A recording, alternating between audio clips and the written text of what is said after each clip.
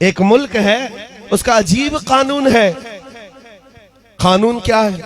वहां के लोग जो बादशाह बनाते हैं उनका नियम अलग है, दस्तूर अलग है। कैसे? सारे मुल्क के जो उस कंट्री के लोग हैं, वो उनके जो बड़े बड़े लोग हैं, वो सरहद पर जाकर खड़े हो जाते हैं उनके साल की पहली तारीख पर। और जो बंदा उनकी सरहद में सबसे पहले दाखिल होता है फजर में, उसको ताज पहना देते, उसको बादशाह बना देते। बादशाह बना देते, उसको लेकर के आते हैं, लेकिन उसको पहले बताते हैं कि साहब हमारे मुल्क का नियम है, जो हमारी कंट्री में सबसे पहले इस तारीख को आता है अजनबी, उनके गांव का नहीं, बाहर वाला, वो हमारा बादशाह होता है। और बादशाह पूछता है उसके बाद क्या करोगे? सबसे पहले का वो बताते भी हैं कि साल भर तक बादशाह बनाएंगे, बस साल भर के बाद ये तारीख जो आज हमने ताजपोशी की है, जब आएगी हम जंगल में ले जाकर दरिंदों के पास छोड़ कर आएंगे। मंजूर है तो बादशाह बनो, छोड़ करके आएंगे, ये भी पक्की बात है। हमेशा का नहीं बनाएंगे, एक साल बस। कौन एक साल की हुकूमत को छोड़ता है?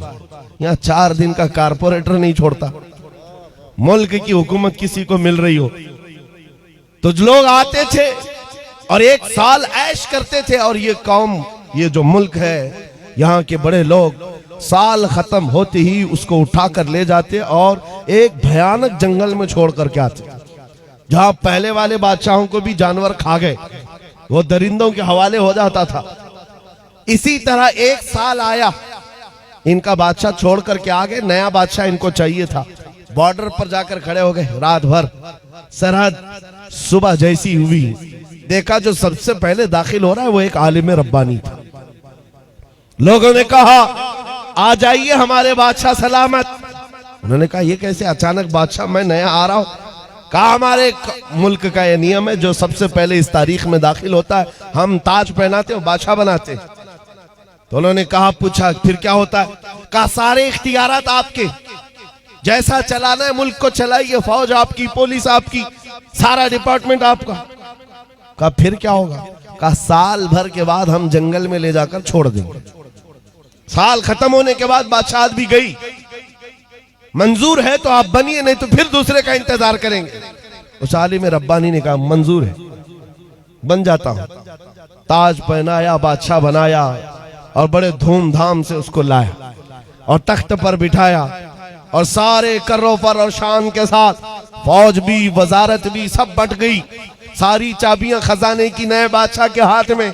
लेकिन ये नया बादशाह जो आया, इसने क्या किया? सबसे पहले दूसरे ही दिन कहा सारे मेरे बड़े वजीर सामने आ जाए।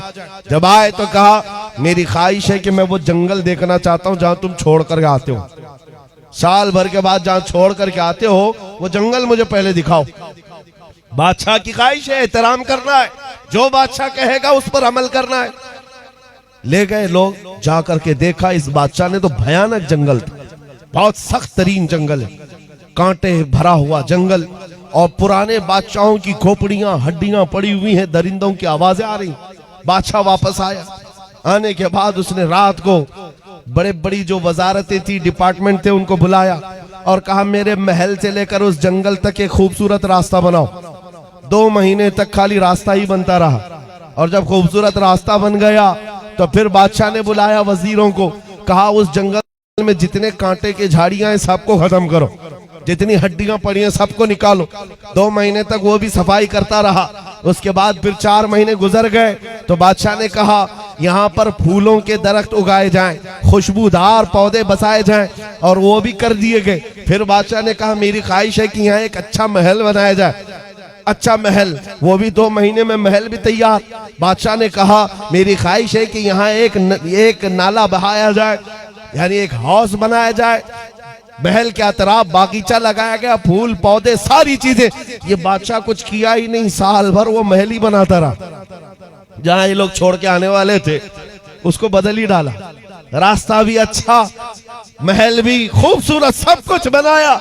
अभी 8 दिन बाकी थे, रोज इंतजार कर रहा था कि कब साल खत्म होगा, मैं जाऊंगा, छोड़ करके आएंगे। छोड़ करके आएंगे तो अच्छा ही है, जो साल भर किया था इसने। साल खत्म होने के बाद जो डेट आई नए बादशाह के इंतखाब की, कोई आ ही नहीं रहा। इसने बुलाया, कहाँ है जिम्मेदार लोग जो बादशाह चुनते हैं, मुझे उठाओ जंगल में छोड़ाओ, नया बादशाह ले आओ। सारे आए, कहा बादशाह सलामत, हमारा नियम बदल गया है, हमारा कानून बदल गया। बादशाह ने पूछा क्या हुआ? कहा अब आप हमारे हमेशा के बादशाह, हमेशा के बादशाह हैं। इस बादशाह ने पूछा क्यों? इससे पहले सिर्फ 1 साल की वैलिडिटी थी, अब हमेशा का क्यों? लोगों ने कहा अब तक जो आते थे बेवकूफ थे, अय्याशी करते थे और चले जाते थे, उनको पता होता था कि कहां जाना है फिर भी अय्याशी करते।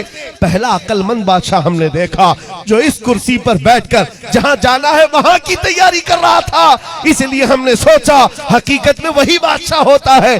इस वाक़े को लिखने के बाद मौलाना जलालुद्दीन रूमी कहते हैं, ऐ नादान तू क्या समझ रहा है, ये दुनिया के अफ्रीका और अमेरिका के किसी मुल्क का किस्सा है? नहीं, ये पूरी दुनिया का कानून है। जब तू पैदा होता है लोग तेरे इंतजार में खड़े रहते हैं, जब तू आता है तुझे बादशाह बना लेते हैं, तेरे इर्द गिर्द तेरे दोस्त अहबाब बनते चले जाते हैं और तुझे बार बार बताया भी जाता है चंद दिनों के बाद तुझे कंधे पर उठाकर उस कब्रिस्तान में छोड़ दिया जाएगा जहां हड्डियां पड़ी हैं पुराने लोगों की, जहां कांटे की झाड़ियां भी हैं। ये सब चीजें सुनाई जाती हैं और उसके बाद जब तेरा इंतकाल होता है ये लोग तेरी बादशाहत खत्म करके ले जाते हैं और छोड़ आते हैं, फिर नए बच्चे का इंतजार करते हैं। मौलाना रोम फरमाते हैं लेकिन इस रूए जमीन पर कुछ अक्लमंद बादशाह ऐसे भी आते हैं जो बादशाह बनकर जीते तो है लेकिन जब तक कुर्सी पर बैठे होते हैं वो अपने दुरूद सलाम से, अपने नमाज आमाल से, अपने जिक्र अस्कार से उस बाकी जाने वाली सरजमीन को तैयार कर रहे होते हैं और तैयार इतना कर चुके होते हैं कि कौम इनके इंतकाल के बाद इनको उठाकर दफन तो करती है, 800 साल गुजर जाए तब भी कौम कहती है राजा तो हमारा ख्वाजा ही। सुभान अल्लाह, सुभान अल्लाह, मरहबा, सुभान अल्लाह। कौम कहती है कि नहीं कहती है? राजा तो हमारा अक्लमंद बादशाह जिसने जिंदगी में बैठकर इश्क़ रसूल पिलाया और आखिरत की तैयारियां की हैं उसी को बादशाह बनाया जाता है।